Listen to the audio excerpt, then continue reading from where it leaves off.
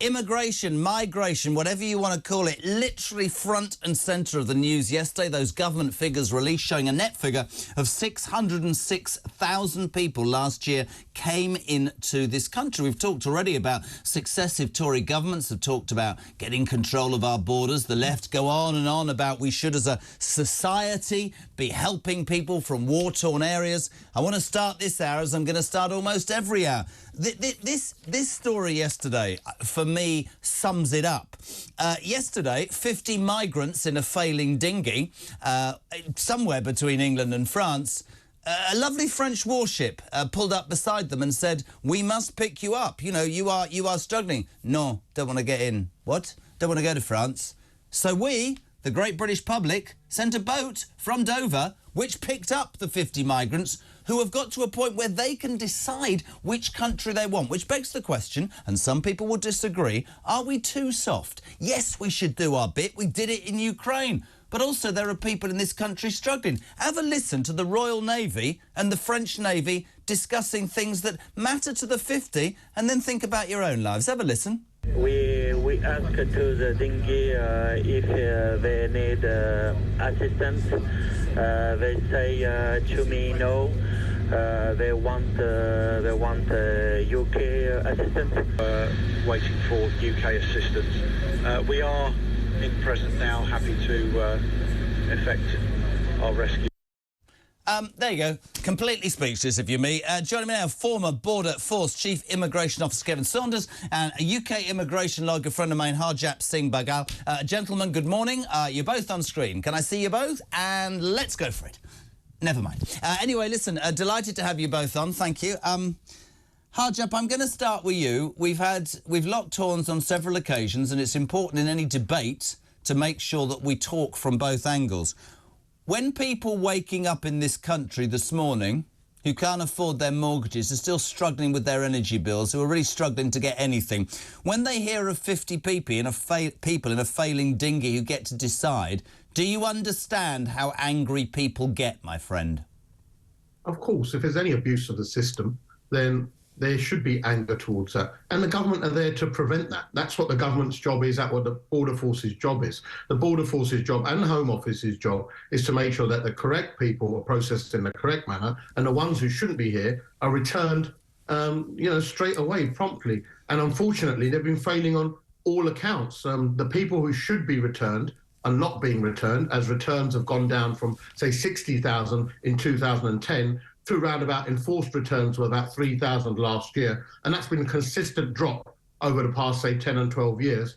And the processing of people who should be processed and given asylum has been delayed. It's taken up to 2 years to process a claim, which can be decided in about half a day or a day. So the system here is failing. And despite being promised every year that the system's not fit for purpose and we're going to sort this out, nothing gets sorted out. And as you can see, the wrong sort of figures are rising and people are getting angry at that. And the anger is correctly directed at the government. Kevin Saunders, welcome to Breakfast. We talk incessantly from both sides, as I said to Harjap there. The frustration is building, and all I hear about is the infrastructure's rubbish. Successive governments have promised to bring numbers down. Do they really want to bring it down? Is it a political thing they can jump up and down about? That story yesterday sums it up to me. What needs to be done, in your opinion, sir? Good morning. Your other guest has got it all wrong, as usual. We can't return people because to return people, we need a document. He knows that, I know that, everybody knows that. And these migrants are destroying their documents. So they arrive in the UK undocumented. They don't give us their real names. They don't give us their real dates of birth. We can't get a document. So that's why these people yesterday wanted to be rescued by us and not the French. And on that, I find it absolutely atrocious that Border Force sent out a cutter to rescue these people, when if you look at the map, you can clearly see that when the French intercepted this boat that was in distress, it was clearly in French territorial waters. What the hell are we doing? Harjap? There are documents available in some cases. A lot of people have been fingerprinted before they've even come. Overstayers in this country have come on visas and have been fingerprinted at the British embassy. That's for a start. And there's an estimated 700,000 overstayers in this country that have come from places like India, Bangladesh, Pakistan, Nigeria. They're the ones on visas who we can't even remove for a start. Secondly, that we have return agreements, but we only have 6. When we negotiated a certain deal in 2016, we should be mindful of that, to have a returns agreement. We can't now even say. In fact, all of the European countries, all of them, have refused, EU countries have refused to sign a return agreement with us. So after 2016, and they're blatantly saying, we're not going to have a returns agreement with you. So more diplomacy is needed. We need more return agreements. We had a system where we could have sent them back if they've claimed asylum before in Europe, but we don't even have that anymore. So the people that we were sending back for it, whether it's 500, whether it was 1,000 or whatever, we've sort of cut our limbs off, really. And who is that due to? That's due to this government negotiating a deal, which it should have had a bit more foresight in, as in we need to have returns agreement in place to deal with this migration problem. Go on, Kev. Don't wait for me. Speak. Oh, dear. Well, I'm sorry. It's wrong on so many different levels. Basically, if you look at what was happening prior to Brexit, the Europeans weren't taking them anyway. They said no. The only people that wanted to play the game were the Irish. The other Europeans didn't want to. Now, our friend is talking about getting a return agreements with other European countries. Other European countries have refused to negotiate. They say it is not up to individual countries. It is up to the EU to negotiate for the whole bloc. So let me jump into both of you, because you're both waiting for each other and you can talk over me. It's not a problem at all. Are we suffering because we left the European Union? Are they playing hardball just to score cheap points against us? No, we had a problem with the EU even before. The EU policy before, or the unofficial EU policy before, was to point everybody in the direction of the UK that wanted to go there. And we've seen that. We saw that yesterday, Jeremy, for God's sake. We saw it with the French yesterday. They were saying, well, if you want to be rescued by the Brits, we'll let the Brits come and rescue you. Instead of saying, no, sorry, you're in French territorial waters, you need to be rescued by us. Can I move it slightly on a little bit? We can sit here and we can talk incessantly and quite rightly about people's frustrations. Can we talk about the infrastructure? Can we talk about, left and right arguing the toss? Harjap, I know you're right in that you say that we need to change the way these people are structured, they're dealt with, their process. I completely get that. We've heard about Australian models, we've heard all sorts of stuff. I also want to say that apart from the infrastructure being wrong, we also surely need to harden up our approach. I made a point before the news, don't know if you guys were watching. All I ever get is England needs to play its part, Great Britain on the world stage. I think we did with Ukraine. Great Britain needs to show humility. I think we did. I want the answer from somebody like Harjap about why don't we come across as a little...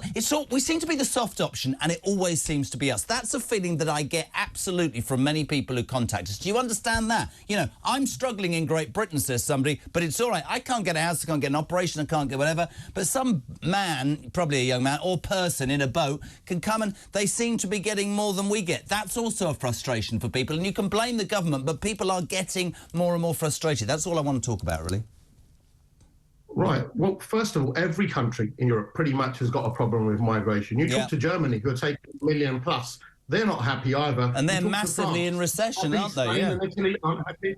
Yeah, they're not happy either. So if we use the principle of, well, they should cross into Germany and get no further, Germany would be flooded. Germany would collapse. The whole migration system would collapse. The asylum system would collapse. Well, Tony in Liverpool disagree. Tony in Liverpool says, I've got to say this to you. He says, you're wrong. Sweden rejected Albanian refugees immediately. The EU said nothing in protest. We take them in. Why are we not harder, like Sweden? We have the option of sending them back. We have a returns agreement. In fact, the Home Office tweeted the other day that they sent 200 people back, offenders back. So if they can send 200 people back in, say, a week, I'm sure they can send the rest back. not only do we don't send Albanians back, we don't send people back with who we do have return agreements. How many Indians have we sent back? How many Nigerians have we sent back? How many Serbians have we sent back? And how many, of other people with which we have agreements have we sent back? The whole returns figure as a whole is a shambles. It's poor. When people are caught, they are let out because they haven't got documents. But all right, in the Indian's case, you've got his fingerprints. He came over on a visa, on a student visa and overstayed. We haven't got the spaces to detain them. When we detain them, we're not fast at sending them back at all. The figures don't lie, Jeremy. 60,000 to say 3,000 odd do not lie. And it's a decline. And even before Brexit, Kevin's right, the system, say in 2015, the figures were about 5,000, 6,000. It's just not good enough. The system is broken, and you can only produce as much as your machinery allows you to. A factory, if you've got bad machinery in your factory, you can't say produce loads of goods. It just isn't capable of doing it. That's the problem here. What we don't send back, we had a system. There's no fast track system. We used to have a fast track system. Kevin knows about it in Harmondsworth. I used to be on it. So a person used to come in on Friday. His interview would be on Monday. On Wednesday, he'd get a decision. On the next Friday, he'd get a refusal. They even had a court, Jeremy, in the detention centre. So if the person appealed, his appeal. So very briefly, where have places like that gone then? Why have they gone? But they're still there, but the systems have been abandoned in all wisdom by this government. So there is no fast-track system. And now, just before the election, they've realised, do you know what? We might need to start fast-tracking people because we've taken 2 years to make a decision.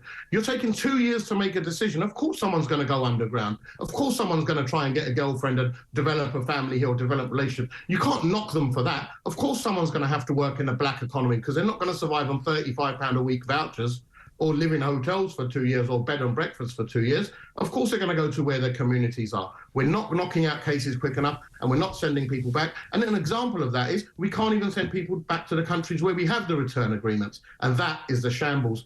That is it. 50,000 people coming in a year isn't a problem if you're sending 60,000 back. 50,000 people coming in a year is a problem when you're sending 3,000 back a year, because then you're developing a surplus. Kev, let's talk briefly infrastructure. What needs to be done? Because a lot of what Harjap says makes sense. There aren't systems in place. I think we're too soft. I think we need to look after our own. That's just my personal opinion. But you can't moan about something if there isn't a system in place to make it easier to process these people. And you, having been, former Border Force Chief Immigrant, you'd understand that. If the systems aren't in place, your fellow workers are screwed over, aren't they? We are indeed, and your concept is quite right. Detained caseworker at Harmondsworth worked really well, and then it was abandoned by the politicians. So there you are. I'll be quite happy to bring it back. But what we need to talk about is really the 60,000 students, 66,000 students that disappear and why we can't find them. We can't find them because we haven't got enough enforcement officers to find them. And we need a huge increase in enforcement officers to actually find them. Again, once they're found, they can easily be removed if we can detain them. Because if we find them and then bail them, they'll just disappear again. So because we have very limited detention space. But we can't, so we need more detention space, we need more enforcement officers, and I really mean radically more enforcement officers, double the number that we've got at the moment. And then you will see some movement on people like Indians or overstaying students. Gentlemen, we could sit here and talk about this forever. There's right and wrong on both sides.